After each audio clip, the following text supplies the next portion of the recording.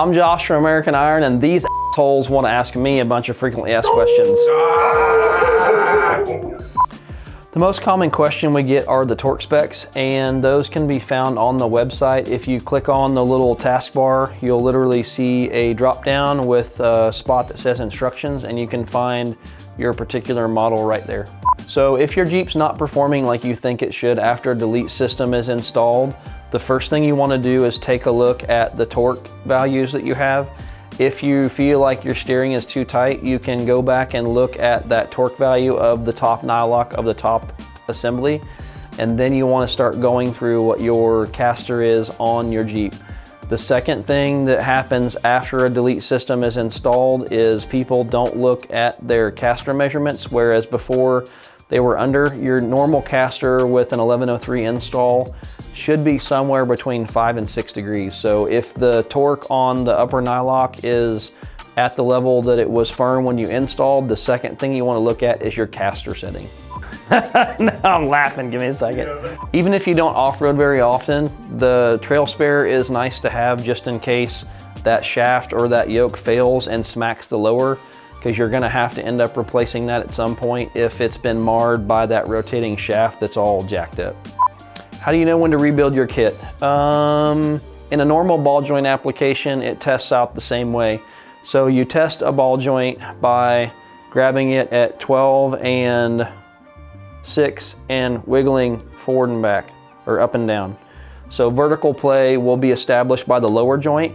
So if you jack that Jeep up or that truck up and you put a crowbar underneath the tire and it goes up and down, that tells me and you that that play is coming from the lower, because the lower establishes the height. So you should not have any variance like that. In the forward and back, that would be the upper. So if you like to drive your Jeep in the salty snow roads, and if you're on the coast, if it's moist and salty where you live, our systems actually work just fine. They're actually sealed upper and lower. We use grease to seal the tri-flow lubricant into the joint, and also all of our hardware is clear zinc plated. It looks like bare steel to keep it shiny, but the corrosiveness of those environments don't really hurt the hardware much. If you put your delete system in and you have some issues with return to center, you should look at the very top nylock of the top assembly and adjust those accordingly. If the return to center is not what it was, you can take that down by 5 foot-pound increments. If you have a worn out C that is a little bit egged out from replacing a million different ball joints, we actually run ours a little bit on the tighter side, and they fit almost every axle we've ever done. Rarely do I ever get one that's too loose.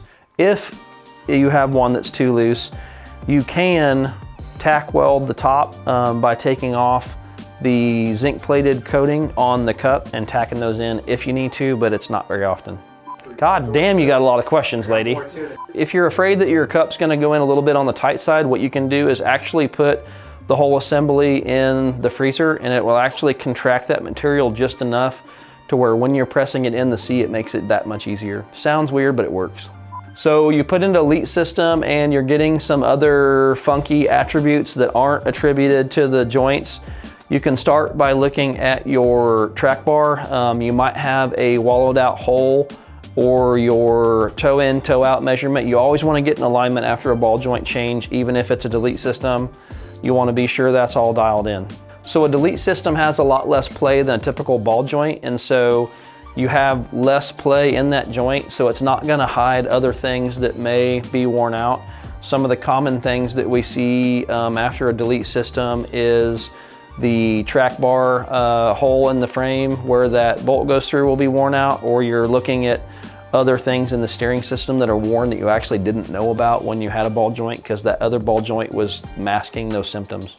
So with our old systems, we had a little bit of a break-in period, but we've actually changed to a double-ended stud, and the double-ended stud seems to lessen that break-in period. A lot of times that initial tightness is due to the torque setting of the upper nylock. So if it's a little bit stiff at first, you might give it about 500 miles and then kind of see where you're at with it. Oh, you're killing me. Typically we see between 50 and 70 on a double duty rig that's street driven and wheeled. And then typically we see on just the street driven rigs, whether it's a heavier Dodge system or a Ford, to a Jeep system between like 70 or 80,000.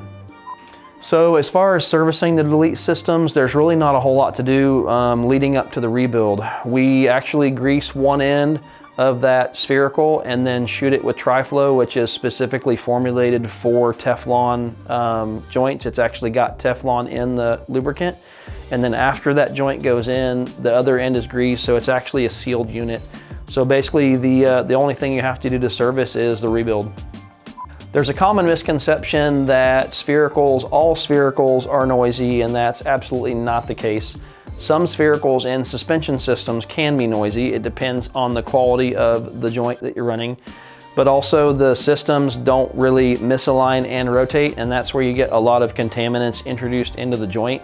A delete system does not have a dust boot on the bottom because it is not required, because that joint doesn't misalign, it only rotates. The joint is sealed, it's just not sealed with a dust boot. So you got 3 caps with your AAM system.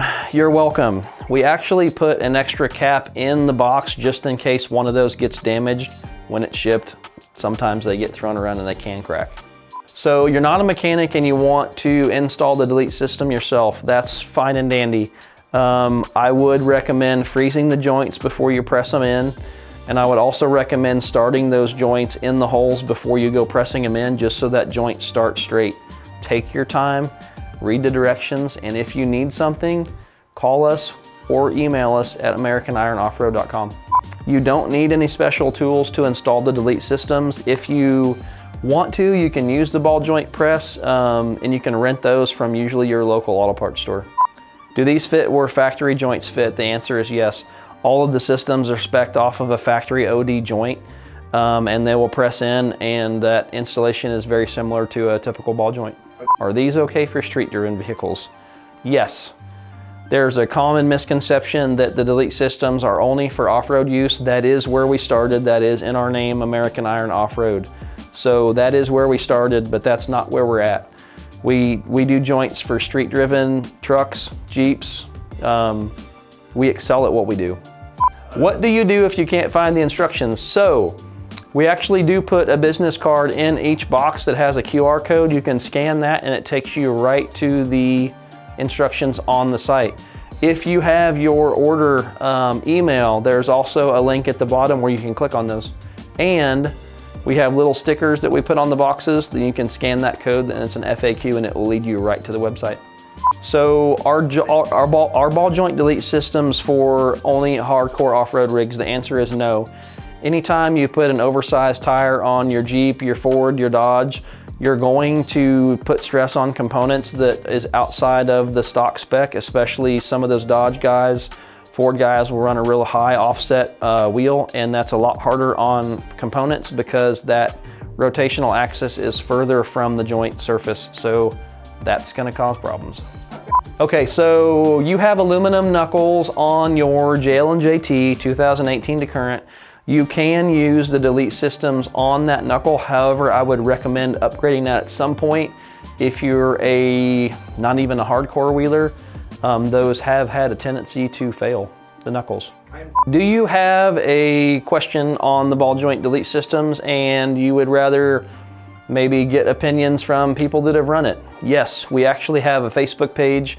If you search ball joint delete systems by American Iron, you can answer a couple of questions and we'll get you in there and you can ask whatever you want. If you have a vehicle that we don't make a system for, shoot us an email at AmericanIronOffroad.com and we can take a look at it. So you run RCVs and you want to know if the delete system's clear, the answer is yes. We actually started a Gen 2 system that has a higher clearance on the lower, which is normally the problem. On the 1102 system, it's usually the upper that's the issue in clearing the RCV, but it's close, but they do clear. So if you've damaged a component on your ball joint delete system, just email us or call us. You can send that email through to AmericanIronOffroad.com. Tell us what you damaged, show us some pictures, and we'll get you squared away. So you're looking at a tie rod end, our billet tie rod ends, and you're curious about the tapers. You can pick between if you're on a stock Dana 60, You can select the stock Dana 60 taper. Most of the aftermarket joints are probably going to be a JK taper or a JL and JT taper. So if you want to know if you need an oversized or a standard cup, specifically on the AAMs, we see that more often than not. If you have to ask the question, generally that's a standard cup. The oversized cups are more for the guy that's replacing joints every 6 months to a year. I know it sounds crazy, but that's kind of the gist of it. So if you're worried about breaking something on the trail, I would be preemptive in that approach, depending on how hard you push your stuff. We have the trail spare kits for all of our stuff, so you can order one upper, one lower. You can order a rebuild kit, so when that time comes, you're prepped. So if you're not a daily driver or an off-roader, you can still benefit. Let's say you're a hotshot trucker. You're putting a lot of miles on stuff, spending time upgrading and maintenance. So a delete system is going to take that same amount of time to install the first time, but you're gonna save money exponentially down the road with every rebuild, because that labor and that time to fix that joint is literally cut in half. You don't have to press that stuff back out. So let's say you're a fleet manager and you run a fleet of, let's say, 2013 and up Dodges.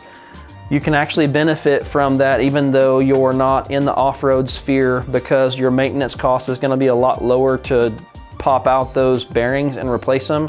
You've literally cut all that time it takes your techs to press that joint back out. If you need to talk to somebody instead of email, reach out to us. Our contact is on the website on the taskbar. If you do frequent water crossings, the delete systems will be fine. They are sealed. You have grease on both ends with tri-flow to grease the bearing. So if you've installed a set of deletes and your steering is wandering, you can actually look at other components first to see if you might have a track bar or a tie rod end that is causing some play in the steering system, and then look at the torque specs of the upper joint second, because if you do that in reverse, you might over torque the top and still have the same problem. So the ball joint delete systems actually come pre-greased and lubed. So we grease one end of it, it goes into the cup, and it's shot with a lubricant called tri-flow that's specifically formulated with Teflon in it. And then when you finish the install, you grease the other end so everything's a sealed unit.